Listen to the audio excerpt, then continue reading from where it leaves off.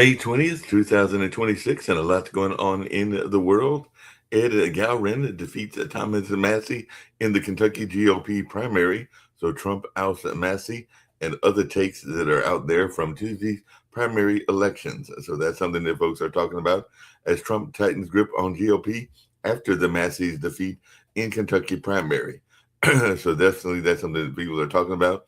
Trump notches more GOP primary wins, but the big midterm questions does still remain as to how the Republicans will do in the midterm and all along those lines. So that's still something that folks are talking about. U.S. President Trump and family are granted immunity from pending tax audit. So IRS is to drop the audits of Trump and family. So possible slush fund payout for a specific January 6th rioter trips to up DOJ's Todd Blanche. So that's something that's going on. So apparently that tripped him up in a conversation and all along those lines. DOJ officials told GOP ally that big payouts were coming for January 6th defendants. The San Diego mosque shootings were a crime made for and by the internet is what folks are saying in that case. And China's Xi Jinping warns of the law of the jungle at a summit with Vladimir Putin. So definitely that's something that folks are talking about as well. So lots going on in the world, and we're definitely going to be talking about that here on Pod TV and with a number of these stories and all along those lines.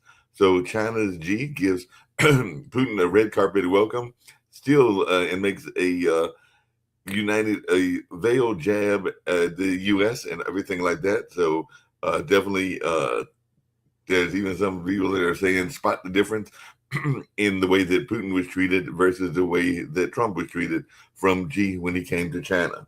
So Xi and Putin to dine over Peking duck and Chinese opera and Swan Lake. So as Putin visits China, distrust simmers beneath an anti-U.S. silence. So definitely that's something going on as well. And Bunty Baguio Ebola strain spreads in the Congo and Uganda. So what the numbers tell us about the Ebola outbreak is that something that folks are talking about as well. WHO says 600 suspected cases, 139 deaths in a growing Ebola outbreak. So more die of suspected Ebola as WHO warns that numbers will rise further. WHO says 600 suspected cases and all along those lines. So we'll definitely be talking about that here on Pod TV and hearing what folks' reactions are to this particular outbreak as well. So a lot's going on in the world and around the world and everything like that. So people are still talking about the two bodies of the Italian divers that were recovered from the Maldives caves and everything like that. So 5 cave divers slipped beneath the waves in the Maldives, and why didn't they resurface is what some folks are asking and all along those lines. So definitely that's something that folks are talking about as well. And Iran is gain leverage in the war, so people are talking about that as well. And at least 87 Gaza aid flotilla activists were abducted by Israel on hunger strike. So that's something that folks are talking about also in the news. Israeli detention of President Connolly's sister is unacceptable, is what the Irish are saying, and all along those lines. So Italy summons Israel envoy over Ben Garad's video of detained flotilla activists. And former Spanish Prime Minister Zapatero is targeted in a corruption probe. So we'll have to see if Nick joins us, if he has any thoughts around that as well. So former Spanish Prime Minister Zapatero is under investigation. So we'll hear more about that as well. And Iran sticks to its guns as Trump threatens begin to lose power, as Trump's threats begin to lose power, I should say. And Iran is gambling that Trump will cave in. It hasn't gone well for them so far, but we'll see if that's the case or not the case. And of course, people are still talking about the U.S. troop deployment cancellation to Poland. And Trump says U.S. could attack Iran again, but that Tehran wants a deal. And that was reported on yesterday. He's going to go give me a cup of water, but I'm going to bring the rig into the conversation as well and everything like that, because we had a very interesting and volatile show yesterday. and everything like that. But we'll definitely have some conversations around that also. Apologies. We had to throw out an entire episode that can probably never be shown again because it just got way too out of hand. But this is day 17 of the national average of gas being above 4.50 a gallon. We're in week 7 of gas being above $4 a gallon. We can expect the price of gas to go up by maybe another dime in the next few days because Monday is Memorial Day, so people are starting to take their long summer trips. Yep, they're definitely taking those maybe shorter summer trips this year because gas is costing 30-35 cents a mile in some places. Yeah, and that's too expensive for a lot of people to take their trips. By the way, it looks like Lithuania is seeking shelter now because Lithuanians are heading to the bunkers over a drone alert. So that's something that folks are talking about because I guess they are dealing with the drones. And the UAE is saying the drones that targeted its Baraka nuclear power plant came from the Iraqi territory. So drones are very much in the war conversations these days and everything like that. I know Sasha talks about that regularly. And Pope Leo has launched an AI commission ahead of a papal letter released with Anthropic. So it looks like Pope is getting into the whole AI conversation as well. And Romania shut down a Ukrainian drone flying over Estonia. So looks like, drones are just flying left and right, and sometimes they're getting shot down. I think nobody anticipated just how cheap drones are. When the U.S. fires a missile, that missile could cost upwards of $5 million. It's full of high, tech. When Ukraine deploys a missile against Russia, that drone had a cost of a few $100, and Ukraine makes 10,000 of them a day. So you can have drones flying all over the place. They can get loose. They can go in weird directions. They can be carrying surveillance equipment or bombs or I don't know what else. And speaking of the interesting news and everything like that, and this is not the political landscape, but I know you're a big science geek, as am I, but they're saying that alive chicks have hatched from an artificial eggshell, which is in a bid to revive a extinct 12-foot bird and everything like that. So a de-extinction company has hatched live chicks from an artificial eggshell, and the chick has been hatched, and who knows what else we might start hatching. Maybe we're going to start hatching dinosaurs. Well, it's not exactly Jurassic Park. When they try to remake an extinct species, usually they take an existing species and add in some little genetic modifications here and there to make it look like the extinct species. So this extinct 12-foot bird, they probably started with an existing bird, maybe a big ass bird like an ostrich, and then did modifications to make it look prehistoric. Okay, it would be interesting to see, and maybe we'll get some other examples of these animals and everything like that. But it'll be interesting to go in that. I see that Rashida Tlaib is in the news. Apparently, she's got a Nakba denial. So there were children doing the Nakba, and this is what they remember 78 years later. So from the Nakba to Gaza's ruins, one man's lifetime of displacement. So there's even a story about a Palestinian photographer search for what remained from 1948. I know that's part of what that volatile conversation y'all were having. We had to. I forgot never to bring up Islam with frickin' Lance. Islam makes him crazy, and there was just so much yelling, and we've never had. A lot of the yelling was mine, and I've never said the F word so many times in 20 minutes. It was. Yeah, this is for quite a bit and everything like that, but you bring it up the Middle East has been in a mess. Historically there have been conflicts there over not much real estate, very small, expanses of land, smaller than Rhode Island, smaller than Hawaii, where different ethnicities and religious creeds claim ownership, and this has been going on for hundreds and thousands of years. But the colonial powers, when England left, They left things in a volatile situation. Could they have done better? Probably everybody involved could have done better. The colonial powers who kind of didn't do the best job of figuring out what the post-colonial situation was going to look like. Right. The Arabs, the Jews, there's plenty of blame to go around. I tried to ask yesterday whether there was anything that any of the people involved could have done 50, 100 years ago to make things less screwed up now.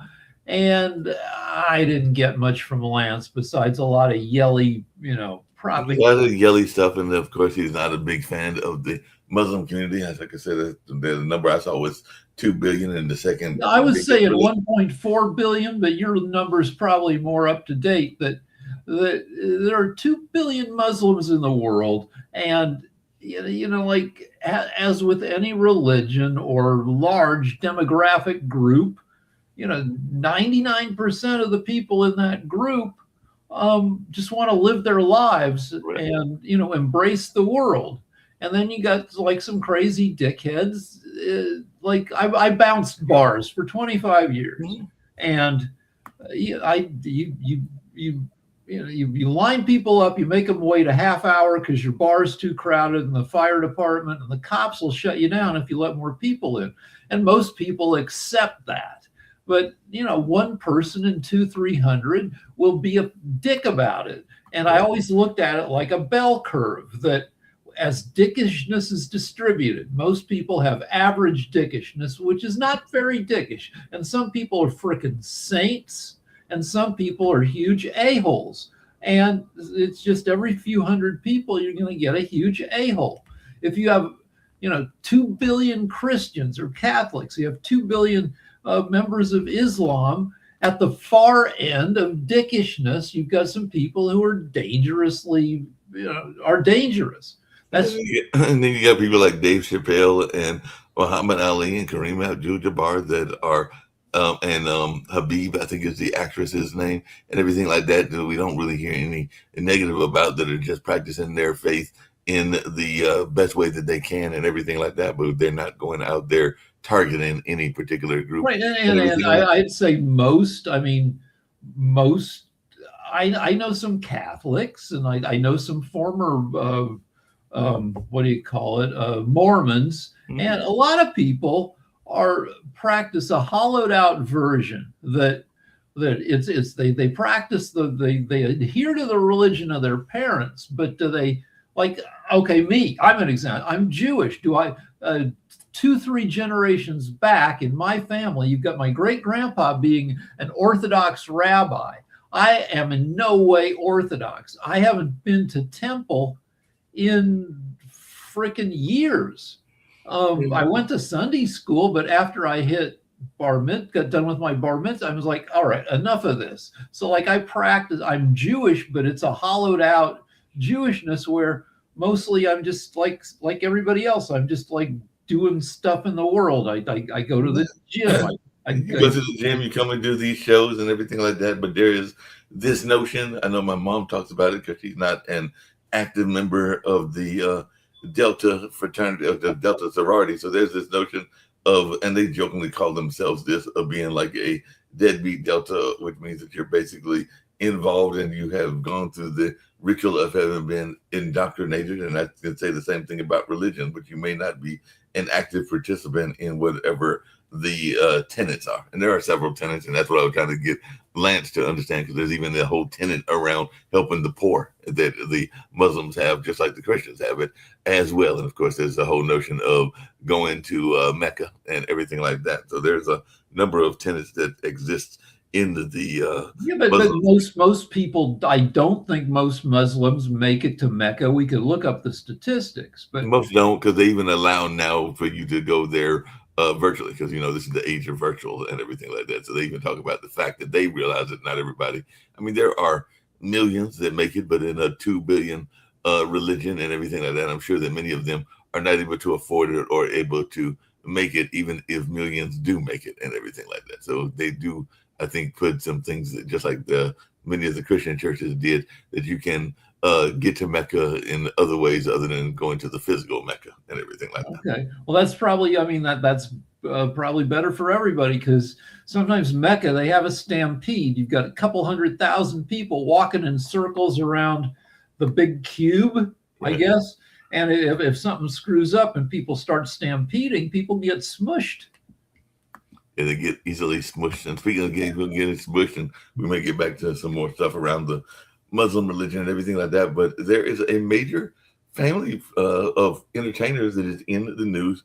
And no, it's not Mike Tyson this time. It's actually Kim Kardashian, because apparently the UK police found cocaine worth $9.3 million stashed in a shipment of her Skims delivery. So apparently there was a driver that's been jailed for hiding cocaine in Kim Kardashian's Skims delivery and everything like that. And of course, there is flat denial on the cocaine smuggling connection as to whether she knew or did not know and everything like that. But it's just interesting that they were finding a way to smuggle it in Skims, of all things. Yeah. So, yeah, I think it's an interesting engineering problem, how to hide, if a chunk of cocaine this big, weighs 2 pounds and is worth $100,000, how do you get that chunk over the border? And it's a tough problem, and an even tougher problem now, because because fentanyl takes up this much space. It's much smaller, and fentanyl is terrible that way, because if a deadly dose of fentanyl is the size of 2 grains of salt, then it's way easy for idiots to put too much fentanyl and to cut it into, when I was a kid, when I was young, and I was working in a bar where everybody was doing coke and dealing coke, and it was a hellacious time for me, like dealing with a bunch of a-holes like high on coke all the time. But if you screwed up cutting up coke, you'd cut it up with baby laxative. Then the worst thing that might happen is you get lousy coke and you maybe poop.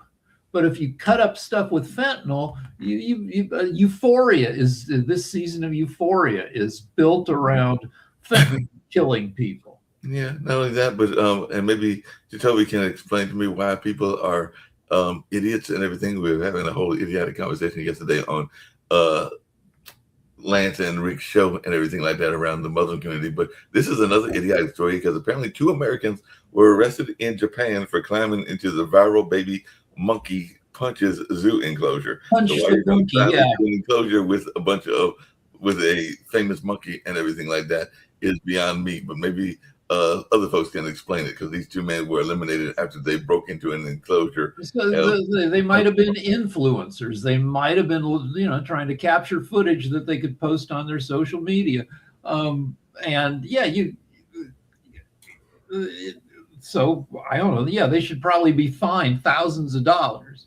But yeah, it'd be interesting to see what's going on in that space. But yeah, that's something that was in the news, in lighter news and everything like that. I did see that the EU finance ministers are telling the U.S. to end the Middle East war. And you alluded to this earlier, the cost of the Middle East war. So inflation fears are clouding the G7 economic agenda as Iran war persists. So global inflation weighs on G7 as higher bond yields are persisting. So what's our thought about this? Is this war going to end and everything like that? Apparently Secretary Rubio, who I've heard is now going to be the leading candidate for the presidency and everything like that, is traveling to Sweden and India. So maybe this is going to boost his candidacy as he's heading to the NATO meeting, as European is having angst over Trump and everything like that. So what's y'all take around, 1, about Rubio's visit, and 2, around this notion of the EU being worried about our I'll go quick, but there's no graceful way for Trump to get out of this war.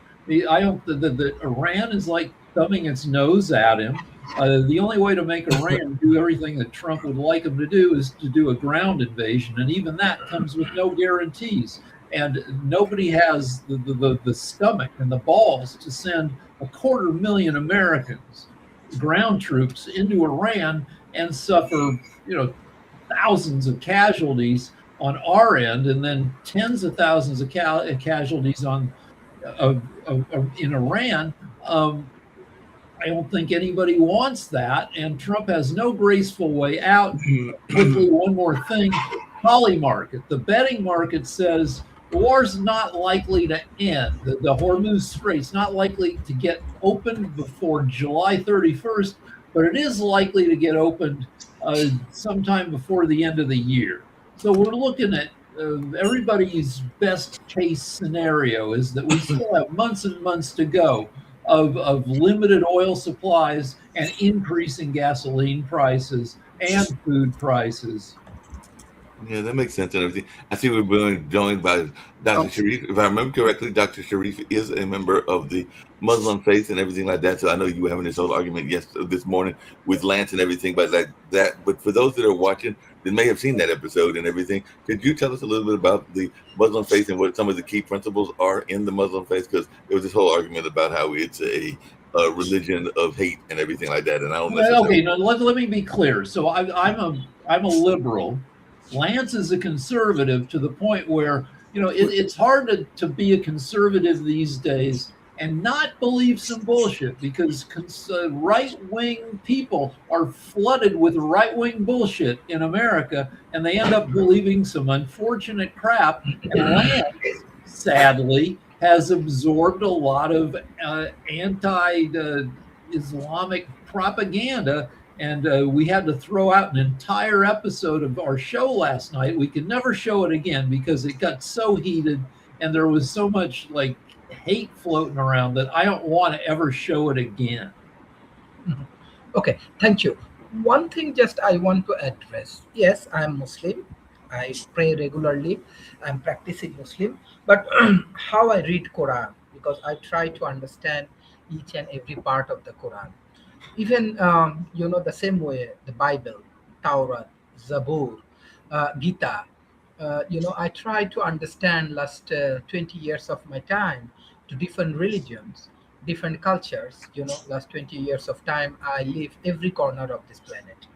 So this is one thing I can understand, that religion, actually there is no difference in between Muslim and Christian and Jewish.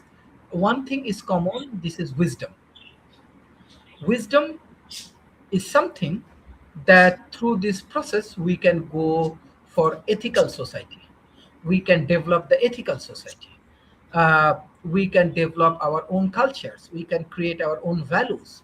And all of them, those who write Bible, those who write Torah, those who write Jabur or Quran or Gita, they were wise. So I believe that this religion is good for humanity.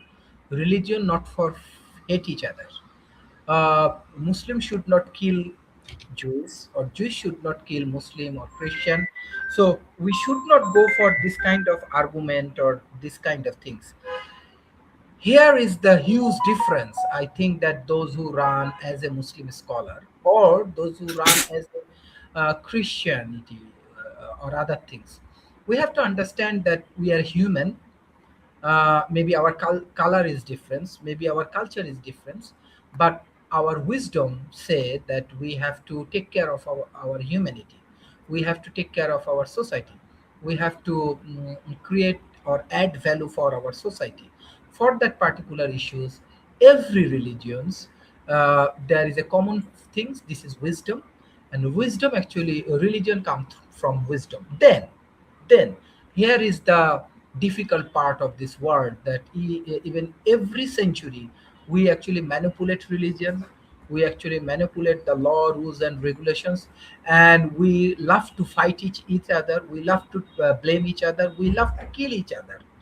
Even in 21st century we are in the, well, I think the best part we are observing of modern science, engineering, and technology, like AI, like social science, like healthcare, like social media, and everything. But still, we are utilizing our religion to hate each other, to kill each other. So those who go for argument, I'm sorry to say, they have lack of wisdom, they have lack of understanding the religion. Even they do not understand what Bible say. Even they do not understand what Quran say. So this is the basic things. I think that's why my World Talent Economic Forum, I make it like a wisdom affairs. And with this wisdom affairs, I want to bring all of the wise people like you and those who can add value for the society. So what background we are from, what is our culture, what is our things, how we can kill each other, what the other Muslim they do for the humanity, or how the Christian or the Jews do for the humanity. uh, uh, this is my concern. And definitely we have to be positive, positive thought, positive process, and humanity and ethical society is ultimately the goal of our humanity. Thank you. So, India and well, in the different religions in and around India have a long history of strife going back to the year like 700. And then England comes in, and England in the year 1700, they had 5 million people. How did England come to rule India with 150 million people? And one way they did it was to keep different religious and ethnic groups mad at each other. The U.S. did the same thing in the 1980s between Iran and Iraq. That we got in bed with Saddam Hussein, the leader of Iraq, to fight Iran, and gave him help. And they had a war that lasted for 7 years. And the U.S. liked that, because as long as Iraq and Iran were fighting each other, they weren't causing trouble in the wider sphere. And the UK England did the same thing in India and the areas that later became Pakistan and Bangladesh. They encouraged people to not get along because it made it easier for England to stay in charge for a couple hundred years. Hey, Rick, speaking of people not staying in charge and everything like that, and I'm sure Dr. Sharif will have some thoughts around this as well, but we've talked about countries that are for themselves and are only allowing people into their country and everything like that because they are bringing, because of the way that they are influencing society. So sometimes they are positive influences or negative influences. So we've got certain countries that we're not urging come here and everything like that. But apparently Thailand has cut visa-free stays for 30 days for 93 countries, including the U.S., because they're fed up with bad behavior. So apparently a lot of the U.S. guys and U.S. women are having bad behavior. So the Thailand is tightening its visa rule for tourists, citing crimes by foreigners. And we've heard this. All right. So let's talk about Thailand. Is one of the world's friendliest countries for tourists. Right. I went to Thailand with my wife decades ago. She was on a business trip. She took me along, and frickin' Thailand, people are so nice to you. It's almost cringe. It's almost embarrassing how nice the people are. And then I'm sure some dickheads come in and they abuse the hospitality, including there is sex tourism to Thailand. Right. And so you get creeps coming into the nation to do creepy stuff.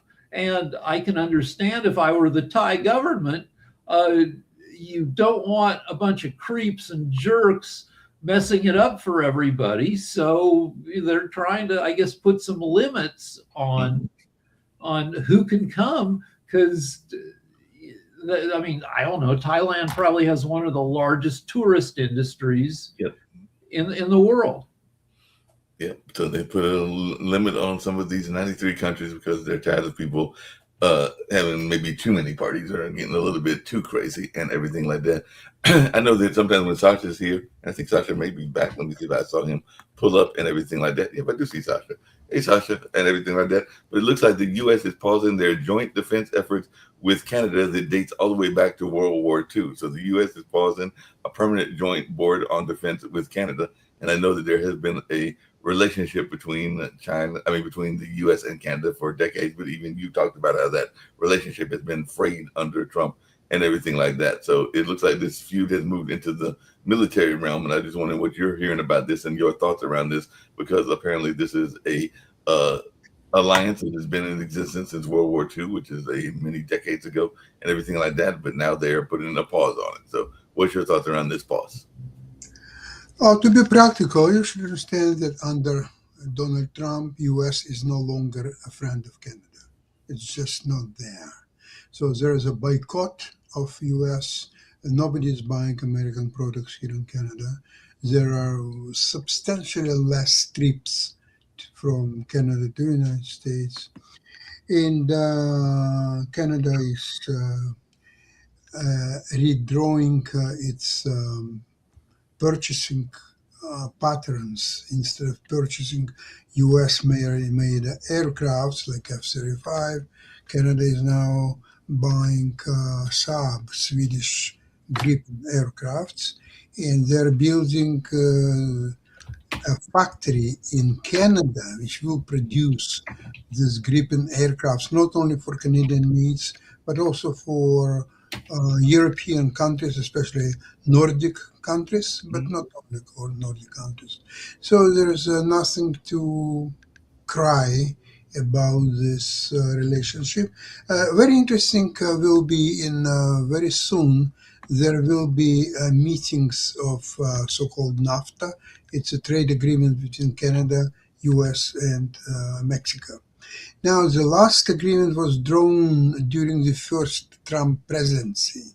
So he signed it. But now he said that, no, we don't, this very weak agreement, we need a new one, and whatever. So there are good chances that there will be no agreement whatsoever. Canada is now getting thousands and thousands of fantastic, beautiful, great Chinese cars, which are second to none. They are far more advanced than any American or even European cars. So the need in Canada for American-made cars, it's never been great, but now it will be down to zero because nobody will pay any money for American-produced garbage. Look, can If that garbage is produced in the United States, if it's produced partly in Canada, okay, so you're buying your own garbage. Okay, that's a tough luck. But if it's produced entirely in the United States, please just keep it. So can we talk about how dumb it is for the U.S. to break off relations with Canada for defense? Because if you look at a globe, if Russia were to move on the U.S. and send over nuclear missiles, there's a thing in Canada called the DEW line, the Distant Early Warning System, where you launch a nuclear missile, you've got 20 minutes to knock it out and to know it's coming. But it comes over Canada. If Russia is going to launch missiles, then Russia has like 300 missiles that can launch from land at the U.S. Some of them are in missile silos. Some of them are on trucks. And if that happened, our warning would come from Canada because the missiles would come flying over the North Pole, over Canada, before they come to the U.S. And for us to shut that system down because we're being dicks is like great for Russia, terrible for us, not super good for Canada. And I would think that reasonable people in Canada and the U.S. in the military are working on workarounds where they're still secretly sharing information, even though Trump is being a dick, because it's part of the safety of our country. Agree. I agree with you, Rick. So what Donald Trump is doing is very unproductive, and actually it's very bad both for Canada and the United States. But there is nothing could be done about that. Well, speaking of nothing being done, and Rick, I don't know your thoughts around this, but I did mention this at the beginning. But I think Trump is feeling empowered because he did have some victories during those midterms and everything like that. I think that Massey was one of the losses that they were talking about and everything like that. So is he feeling a little bit more empowered than maybe he should be feeling? Yeah, because it's one thing to win party primaries. Massey is what, out of Kentucky? Is Yeah, that right? Kentucky. All right. Yeah. Massey is a guy who used to be super Trumpy, but has become increasingly independent and very loud in demanding the release of the rest of the Epstein files. These 3 million documents that Trump and his attorney general have still managed to keep hidden. So Trump swore revenge on Massey, spent millions, rounded up, tens of millions of bucks to deploy against Massey, and Massey has been defeated in Kentucky. He lost the primary, and Trump is beating his chest about it. But in Kentucky, the guy who beat Massey will probably win the general election, because Kentucky's a very red Trump plus 15 or Trump plus 20 state. It's very hard for a Democrat to but in other states, Texas, Trump endorsed, they haven't had their primary yet, endorsed Ken Paxton over John Cornyn, the sitting senator. And so Paxton will probably win the primary, but he's more beatable in the general because Paxton has this horrible history of corruption. He's been under indictment for 15 years for securities fraud. He had a huge affair. His wife publicly denounced him. He paid off people to cover up the affair. In his personal life, he's very, very sleazy, and he's running on the Democratic side against Tallarico, who I believe is a pastor. So if the voters of Texas have any morals left, they're showing that Tallarico has an excellent chance of taking down Paxton.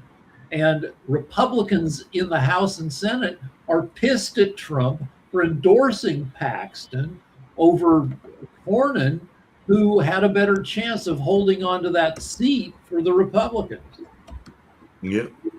Another story that I saw that was of interest to you, Rick, and everything like this is that there's a popular news magazine that's been out there for decades that has got new leadership, and now they're going to be changing because they've got a Trump supporter behind them and everything like that. So what is your take on Barry Weiss and his takeover of 60 Minutes? And all right, Barry Weiss is a right-leaning. She was a pundit for couple decades. She started a conservative university in Austin, I believe. She's been in news, well, not news. She's been she's worked for a bunch of magazines. She's done some journalism. She's got zero experience in running a huge old news organization, CBS News, which didn't start with TV. CBS News is close to 100 years old, and before it was TV, it was radio. And 60 Minutes is one of the longest running news shows and the best regarded news show on TV. And she's gotten in, she's stirred the pot. She's pissed off a lot of people across CBS News. She's censored and certain reports that were critical of Trump. She's pissed off people, and her management style has not been effective. So now there are rumors that she will be, I don't know if she'll be pushed aside or if they'll bring in people to work alongside her to get CBS News functioning better. Yeah, that's the idea of what they're talking about and things along those lines. I did see that Israel, this was an interesting news, is recognizing Somaliland, because definitely Somalia and Ethiopia and other parts of Africa have had their own troubles and everything like that. So Israel is now recognizing this as a country, and I think this is part of their dispute with Turkey as well. So I didn't know if y'all have been following that story. Any thoughts around them deciding to recognize Somaliland as an official country and everything like that. Because I think Somaliland has been around for a while, but the government of Netanyahu has decided to recognize them. Well, yeah, I don't know anything about Somaliland except that it's what is it? I don't know. It's this nebulous, I guess, politically nebulous place in the Horn of Africa. Mhm. So I'm opening the map right now. Let's take a look at the area. So, and when Israel, like Israel under Netanyahu has a bunch of different political priorities and realities, and um, so so Israel has a coast on the Mediterranean, and also they have a northern coast, and then they have a southern coast, which is what do you call this sea? Sorry, I'm an idiot. It's the Red Sea, and this thing runs along the coast of Saudi and Egypt, and then the Sudan. It runs for what, like 800 miles down to the Horn of Africa, where you've got Ethiopia being the major country, and you have these smaller countries of Eritrea, Djibouti, and then Somalia, which has like indistinct borders with Ethiopia, and I assume has been fighting, So I don't know. Sasha could probably explain better the political implications of Israel deciding to say that Somalia is a country that's 800 miles away. What's up with that, Sasha? You have any idea? Mm, well, it's a political move to appease certain people, and on a bigger scope of things, it doesn't mean nothing, really, because whether Israel recognizes Somaliland or it doesn't, how it can affect it? Would it lower, uh, say, for a 25 cents a price per gallon on U.S. gas stations? Probably not. And therefore, everything is with American is so easy. Price per gallon. That's all there is to it. You don't have to be a genius to understand what this means and what that means. Price per gallon. Ask American people. Okay, you agree that Iran will have nuclear weapons, but your price per gallon will get lower, $1 per gallon. What do you think American people will answer? Probably 2/3 of Americans would say, "Let the babies have their nukes, and give me the cheap gas." Absolutely, because cheap gas, that's something what's happened every day, every week, every month. Now, whether Iran will have nuclear weapons, it's a big question mark. Even with this enriched uranium, it's not enough to have the nuclear weapons, because if that would be enough, they would have it already by now. But they don't.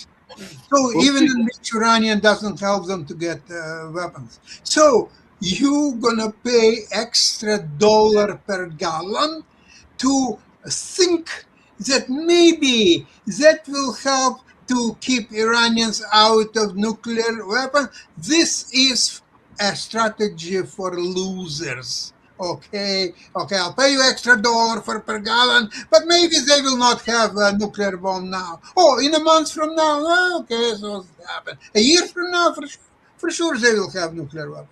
So you have to ask American people what is their preference. Also, it's a two-part problem, or at least a two-part problem. Is you have to make the nuclear weapon, and then you have to come up with a missile that can get it to where, and that's a huge engineering problem for Iran too. Now, and it's a bigger problem for Israel because Iran is, I don't know, 500-600 miles from Israel, and it's easier to for Iran to build a missile that can get to Israel than it is for it to build a missile that could get to the U.S. There's a Ben Affleck movie called The Sum of All Fears that has Iran get a hold of an Israeli plane crashes in the desert, and it's got a nuke on it, and that nuke ends up in the hands of Iran. And the way Iran bombs the U.S. is they hide the bomb in a Coke machine, a vending machine, and they put the vending machine at the Super Bowl and they blow up the Super Bowl. But that's about the only way Iran could get a nuke to the U.S. is by smuggling it to the U.S. But Rick, speaking of that, and I know that Nick has brought it up and other people have brought it up as well, isn't part of the problem with Iran and the U.S. war is that there's not a real understanding as to who the leadership is? Because right now I'm seeing the report that just came out earlier today that Majabi Kamani has suffered severe brain burns and is awaiting a prosthetic leg. So isn't that supposed to be the one that was actually running the country? Yeah, the son, when we blew up the dad in his 80s, and that meant the son in his 50s was in charge. Well, the son got pretty blown up too. But Toby's got a comment. Yes. So I sorry, I had a couple of meetings that popped up while I was on the phone. It was just weird. So I missed most of the conversation, and there were a lot of things that we talked about earlier before I got a phone call that I missed out on. But I won't go back to those. But we're talking about Iran and a nuclear war, or nuclear weapon. But why? It doesn't make any sense because they don't need one. No, I ask a highly hypothetical question. I ask if we could ask average American, as many as possible, would they prefer to continue paying extra dollar per gasoline for gallon, or they would allow Iran to have its nuclear potential, but the price for gallon will drop $1. And what the average American would answer? Oh, that's easy. Because the average, it depends though on who you're asking on this. Let me add the caveat to that. If you ask your average American who is bought and sold into this whole dumb Trump stuff, oh, I will gladly pay more for, they'll say the parroted line that Trump says. But truthfully, they'll go broke. They're poor already. They're going to go broke, and they'll be happy to be poor and do whatever to whatever. They'll give their money to Trump. So we'll take them out. If you ask your average American, they won't care. They want their prices lower. So they are right now pissed off at what's going on in Iran. They don't care if Iran has it, because the average American understands that it doesn't matter if they have it. It doesn't matter. The thing is that it goes much more than paying extra dollar per gallon. No, it's not. We're talking about trillions of dollars. The Pentagon is asking to have these new weapons because the old stockpiles are being depleted. And so I was listening to congressional hearings about that. So one congressman is asking, wait a second. Last year you had a campaign with Israel and you bombed all those bunkers and so on. And you said that it's obliterated. That there is no longer nuclear program in Iran, it's being obliterated.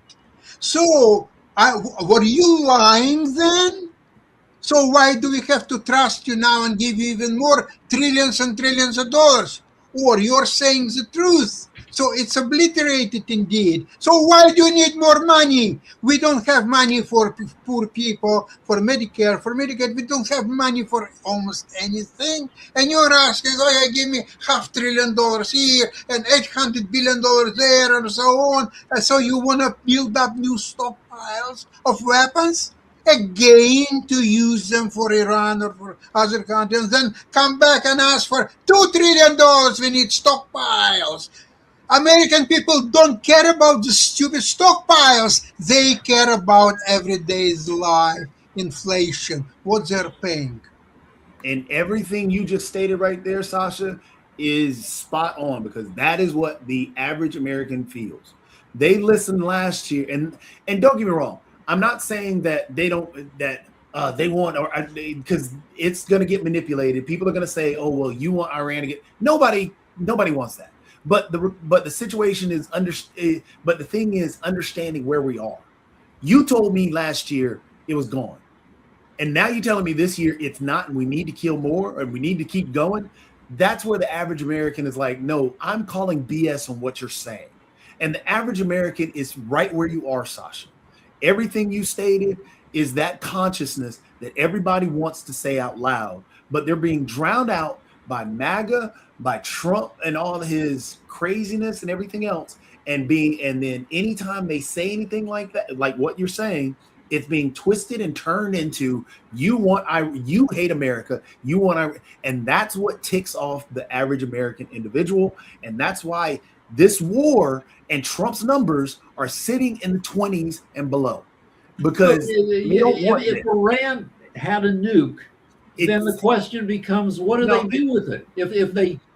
Could they deploy it? If they were going to deploy it, the fear is that they would blow up Tel Aviv, right? But what you're stating right there, they would be obliterated.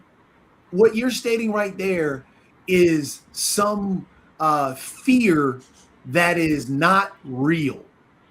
That's like saying, hey, but if my neighbor, if my neighbor had a tank, my neighbor's never getting a tank. What are we talking about?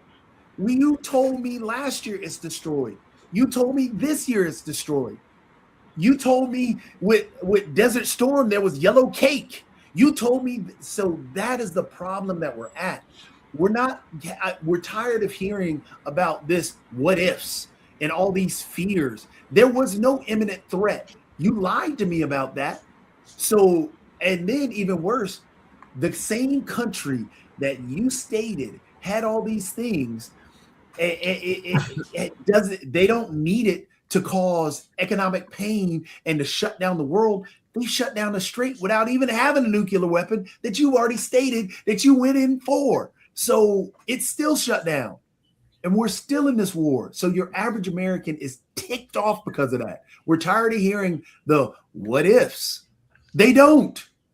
What ifs? I don't care about the what ifs.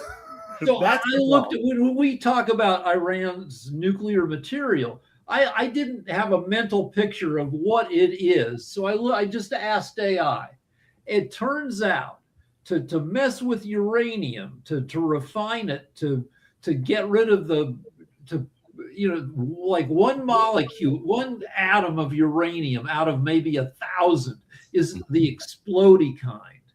And to refine that out of the rest, it turns out you have to turn it into a gas called uranium hexafluoride. You have to add 6 atoms of fluoride to every atom of uranium, and that turns it into a gas, and you spin the gas. And so the heavy stuff goes to one end of your tube, the light stuff, the explodey stuff goes to the other end of the tube. So it turns out that that almost all of Iran's uranium are in these tanks of gas, like scuba tanks, where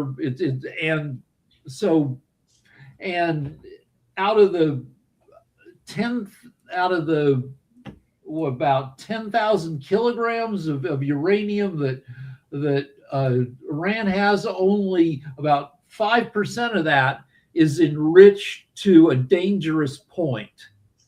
But the thing is, again, it's not something that we truly have an imminent threat against, an imminent threat from. Not at all.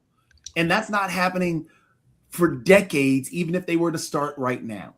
Okay, so let's suppose that most of the Americans will say, okay, we agree to pay extra $1 per gallon, or even $2 if it comes to that, as long as you will get this enriched uranium, and so there will be no more danger. However, there is no guarantee that U.S. will be able to extract this 400 kilos of this enriched uranium because nobody knows where is it, how to find it, how to extract it from Iran, from wherever mountains they're hidden, and then bring it to US. Nobody knows. So you may end up paying extra dollar, extra $2 per gallon, and still not to get this enriched uranium. How do you like that proposition? Well, and that's the thing. There's no right now, as you stated, Tasha. You don't know where it is. You can't get to it, and the only way to get to it is send all these troops and soldiers for people to die, just so you can say again next year, hey, they have more enriched uranium.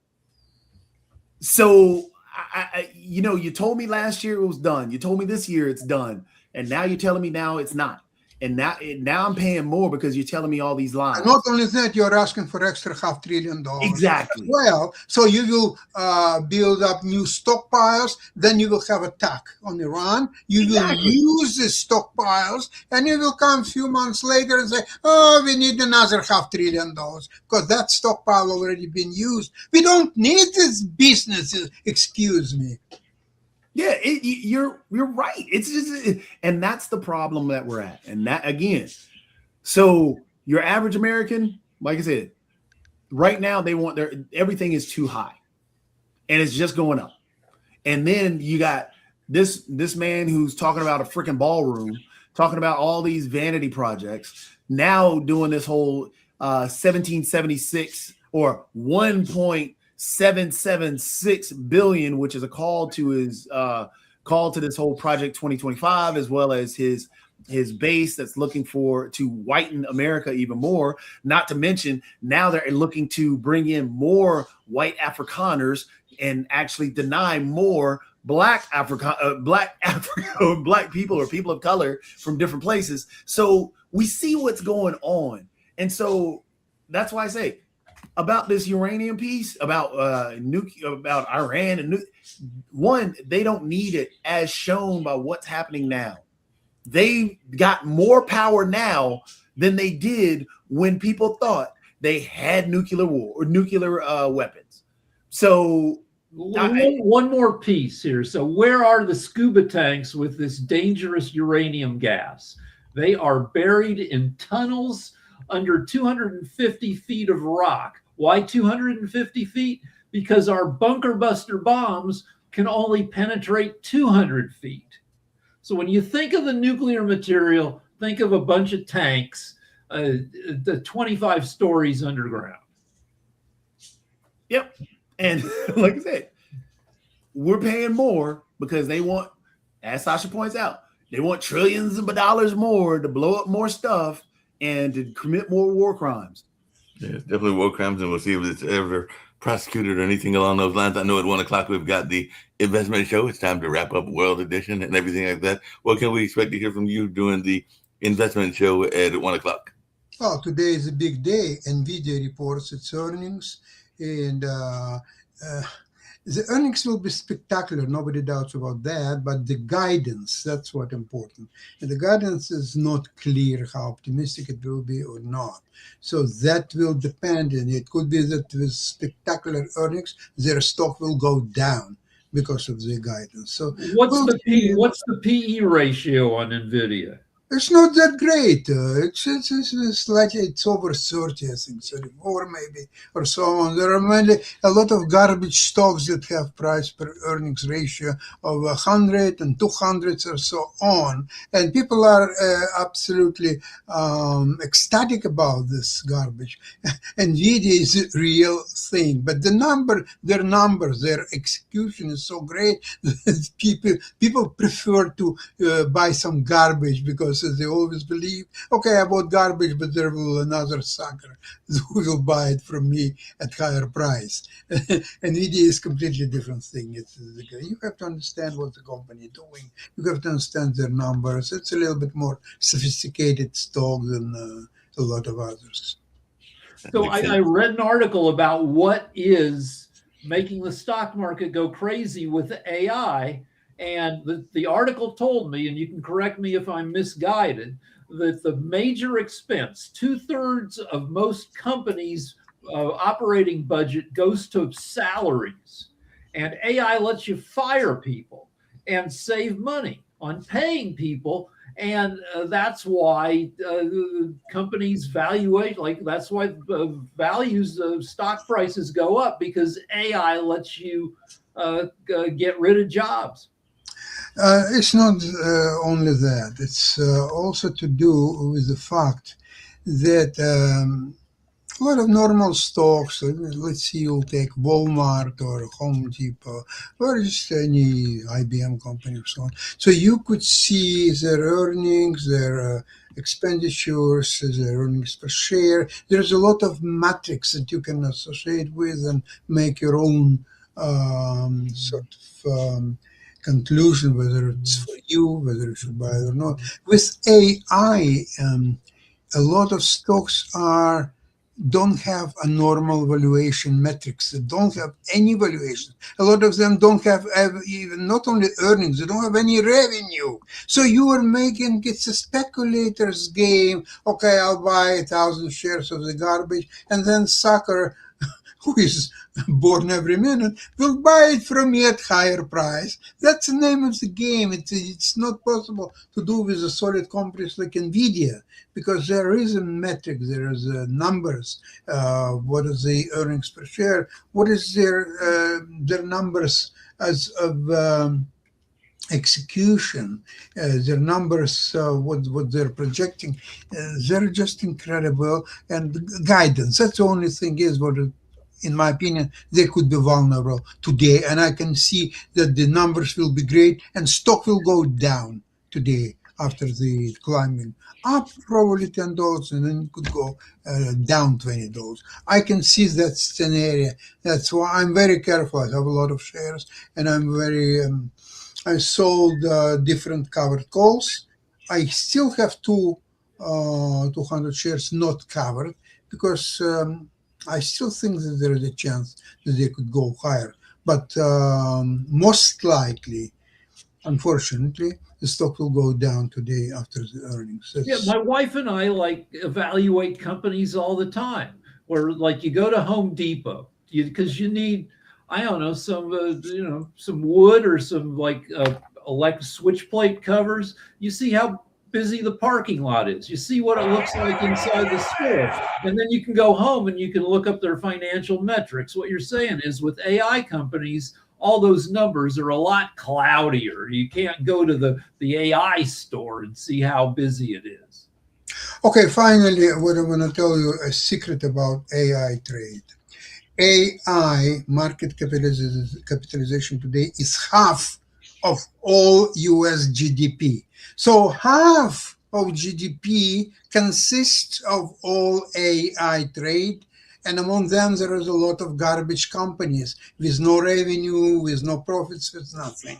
So this is why we are sitting on an incredible bubble, and once things will start to unravel, I'm afraid there could be big calamity on the market in not too distant future. What you're saying is a bunch of jokers have gone out there and pitched AI companies. When I was in TV, my partner and I, we'd come up with ideas and we'd go say, hey, we should do a TV show about this. Every once in a while, we'd sell one of our ideas and somebody would give us a few $1,000 to do something like a mini pilot and stuff. What you're saying is in AI, a lot of jokers are out there selling their bullshit, and they might talk somebody into giving them $100 million. And Rick, about this project, the funniest thing is, you remember movie The Pulp Fiction? Yeah. So remember the wife of this main gangster, she was involved in pilots, and she was explaining what it is to be involved in a pilot. And she has one line in that pilot, and he asked John Travolta, character, asked her, and what's happened to that pilot? She said, well, it was closed. Yeah, I mean, that's it. Like that's what happened. The story of any TV show that makes it is, yeah, we tried to sell it for 11 years, and after, and there's a bunch of bullshit flying around in entertainment. Things are, by the way, are terrible in entertainment right now. Nobody's buying anything. But in AI, I guess people are buying. Yeah, they're buying left and right, and we'll be hearing Sasha talk about that at 1 o'clock on the Modern Investment Show. I think Jim Eat will be joining him, and maybe there will be other folks as well. But right now, we're going to get on out of here, and we'll be back with World Edition on tomorrow. And there are other programs, including Jeff Eiken's show about Weeds Wednesday coming up this afternoon as well. But right now, let's get on out of here, and I'll see you at 1 o'clock, Sasha. Thank you. Bye-bye. No problem.